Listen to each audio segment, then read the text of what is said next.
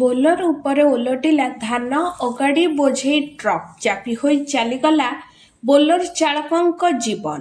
ଡିଭାଇଡରକୁ ଧକ୍କା ଦେଇ ବୋଲର ଉପରେ ଓଲଟିଲା ଟ୍ରକ୍, ବୋଲର ସହ ଚାପି ହୋଇଗଲେ ଚାଳକ। ଏହି ମର୍ମନ୍ତୁଦ ଦୁର୍ଘଟଣାଟି ଉତ୍ତରପ୍ରଦେଶର ରାମପୁରରେ ଘଟିଛି। ଏହି ଦୁର୍ଘଟଣାରେ ବୋଲର ଚାଳକଙ୍କ ମୃତ୍ୟୁ ହୋଇଛି। ଟ୍ରକ୍ଟି ବୋଲରଟିକୁ ଚାପି ଦେବା ଫଳରେ ଚାଳକ ଆଉ ବାହାରକୁ ଆସିବାକୁ ସଫଳ ହୋଇପାରିନଥିଲେ। ଏହା ଫଳରେ ତାଙ୍କର ମୃତ୍ୟୁ ହୋଇଥିଲା।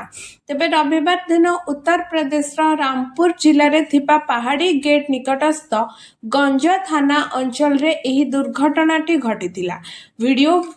ଭାଇରାଲ ଭିଡିଓରେ ଦେଖାଯାଉଛି ଯେ ଆଗରେ ବୋଲରଟି ଆସୁଥିବା ବେଳେ ପଛରୁ ଆସି ଧାନ ଅଗାଡ଼ି ବୋଝେଇ ଟ୍ରକ୍ ଆସୁଥିଲା।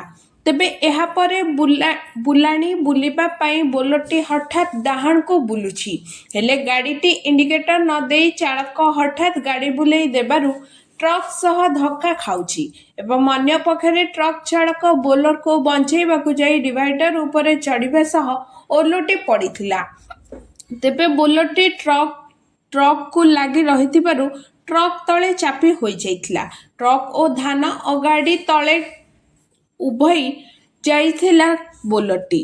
ତେବେ ସୂଚନା ପାଇ ରାମପୁର ପୋଲିସ ଅଧୀକ୍ଷକ ବିଦ୍ୟାତ ସାଗର ମିଶ୍ର ନିକଟସ୍ଥ ପୋଲିସ ଷ୍ଟେସନର ପୋଲିସ କର୍ମଚାରୀଙ୍କ ସହିତ ଘଟଣାସ୍ଥଳକୁ ଯାଇଥିଲେ। ଏକ ଜେସିବି ମେସିନ୍ ସାହାଯ୍ୟରେ ଗୁରୁତର ଭାବେ କ୍ଷତିଗ୍ରସ୍ତ ବୋଲରରୁ ମୃତ ଶରୀରକୁ ଉଦ୍ଧାର କରାଯାଇଥିଲା। ଆଇନଗତ ଔପଚାରିକତା ପୂରଣ କରିବା ପରେ ମୃତଦେହକୁ ପୋଷ୍ଟମର୍ଟମ ପାଇଁ ଜିଲ୍ଲା ହସ୍ପିଟାଲକୁ ପଠାଯାଇଥିଲା। ଏବେ ମୃତକଙ୍କ ପରିବାର ସହ ଯୋଗାଯୋଗ କରିବାକୁ ଚେଷ୍ଟା କରୁଛି police. Bureau report, around Odisha live.